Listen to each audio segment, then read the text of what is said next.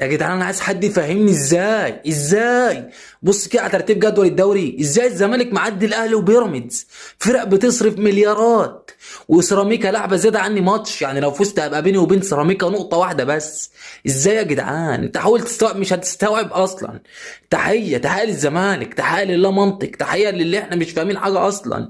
ازاي الزمالك بيعمل كده في كل الظروف دي والقضايا وقفل القيد ومعناش فلوس، وبنبيع نجومنا ناصر ماهر ودونجا ما عادش يعني بشويه ناشئين وبواقي الفرقه، احنا في المركز الثاني. ازاي يا جدعان؟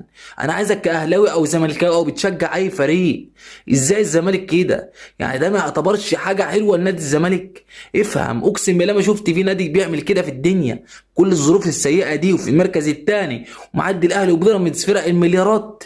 ازاي يا جدعان؟ يا جدعان انا عايز حد يفهمني ازاي. بص كده على ترتيب جدول الدوري، ازاي الزمالك معدي الاهلي وبيراميدز، فرق بتصرف مليارات، وسيراميكا لعبه زياده عني ماتش، يعني لو فزت هبقى بيني وبين سيراميكا نقطه واحده بس. ازاي يا جدعان؟ انت حاول تستوعب، مش هتستوعب اصلا. تحيه للزمالك، تحيه لله منطق، تحيه للي احنا مش فاهمين حاجه اصلا.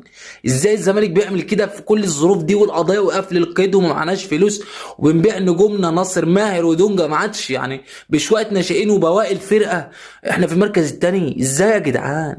انا عايزك كاهلاوي او زملكاوي او بتشجع اي فريق، ازاي الزمالك كده؟ يعني ده ما يعتبرش حاجه حلوه لنادي الزمالك؟ افهم، اقسم بالله ما شفت في نادي بيعمل كده في الدنيا. كل الظروف السيئه دي وفي المركز الثاني ومعدي الاهلي وبيراميدز فرق المليارات. ازاي يا جدعان؟